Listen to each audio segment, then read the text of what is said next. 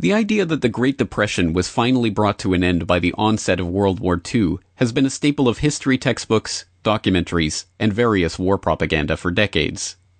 This myth continues to be perpetuated to the present day. In 1943, with the federal government spending more on defense than it had ever spent on relief or public works, America finally reached full employment.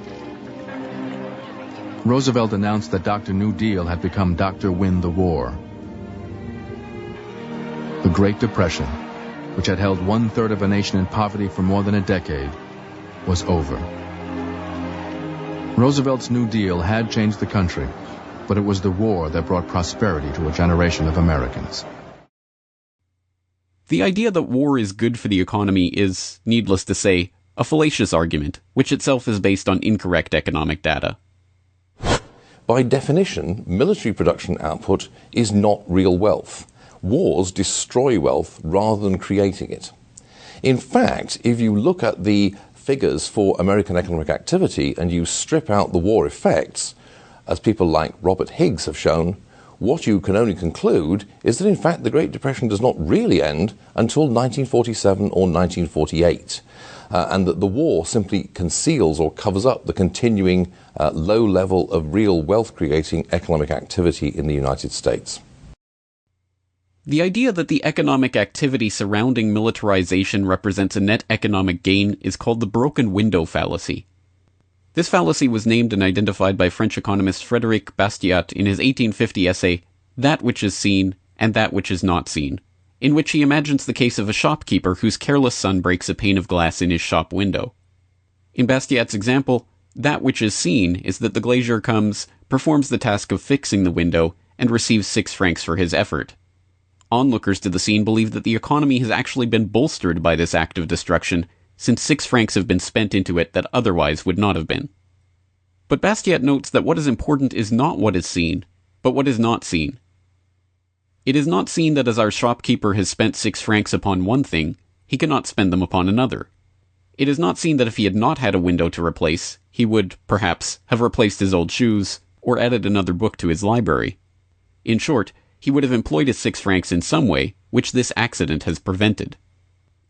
Similarly, production for war is the broken window fallacy writ large. Economic gains produced by government spending on munitions and vehicle manufacture and supplying and equipping the troops are not gains at all. Money has merely been diverted to the pockets of the defense contractors via the political cronies in their back pocket. So why is this important?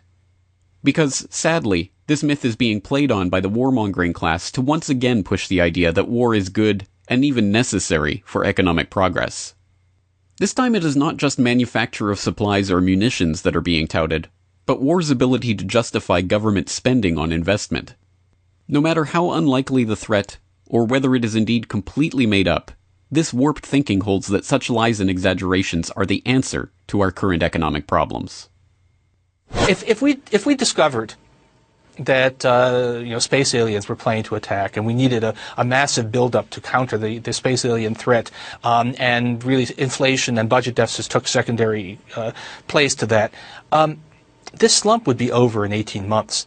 And then if we discovered, whoops, we made a mistake, there aren't actually any space aliens. So we need Orson Welles, is what you're saying. No, there was a Twilight Zone episode like this in which scientists fake an alien threat in order to achieve world peace. Well, this time we don't need it. We need it in order to get some fiscal stimulus.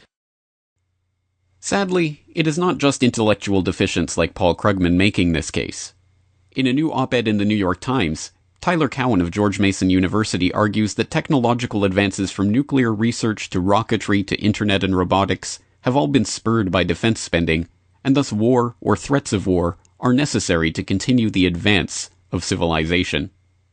Why these technologies are ends in themselves or more valuable than the tens of millions of lives lost in the previous great wars is a question left, predictably, unexamined. Perhaps more to the point, Cowen never addresses why such advances could not take place in the absence of war or without the motivation of advancing the methods of killing as their impetus. What is most fundamentally upsetting about the mindset that justifies carnage in the name of economic gain is that economic gain is usually measured in abstract concepts like GDP growth or increasing equities markets that have no or even negative correlation with the livelihood of the poorest members of society. income actually shrank by 0.7% for 99% of Americans during the supposed recovery of 2009 to 2011. For the top 1%, income grew 11.5%. This is the type of help that massive government spending on bank bailouts and other stimulus measures invariably creates. In times of war, the situation is even more perverse. Money is created as debt owed to the banks, backed up by the average working taxpayer, to pay politically connected defense contractors to create bombs to kill poor brown people on the other side of the planet. This is called economic progress. Taken to its logical conclusion, there is only one more effective way of solving the problem of poverty. So, Minister, we've run every viable model through the computer, and it looks like there just are no easy solutions to this recession. Yeah, raising VAT, cutting VAT, raising interest rates. Raising interest rates and VAT, lowering income tax and raising VAT. None of it seems to really help. Have you tried kill all the poor? Sir, with respect, we've had this conversation before. I'm just saying, have you tried it? No, of course we haven't tried it. We're not going to try it. I'm not saying do it. I'm just saying run it through the computer, see if it would work. Whether it would work is not the issue. So you think it might work? That's pretty right-wing. No, I don't think it'll work. I think it might. It wouldn't. Why not? Well, because they do all the... they clean all... We need them for all the things that we don't fancy. Aren't you thinking of immigrants? Look, there's an easy solution to this, guys. Just run it through the computer and check. Well, no. I can't believe you haven't done it drunk as a joke. What? Well, just do it quickly. I'm not going to do it. Why not? Because it's offensive and evil. I don't see the objection. The computer's not going to be offended. Just run it through. The computer will say, no, it wouldn't help to kill all the poor, and I'll stop going on about it. Right then. After all, if we are willing to believe the lie that sacrificing lives is good for the economy, why not go that one step further? This video is brought to you by the subscribers of BoilingFrogsPost.com. For more information on this and other topics, please go to BoilingFrogsPost.com. For more information and commentary from James Corbett, please go to CorbettReport.com.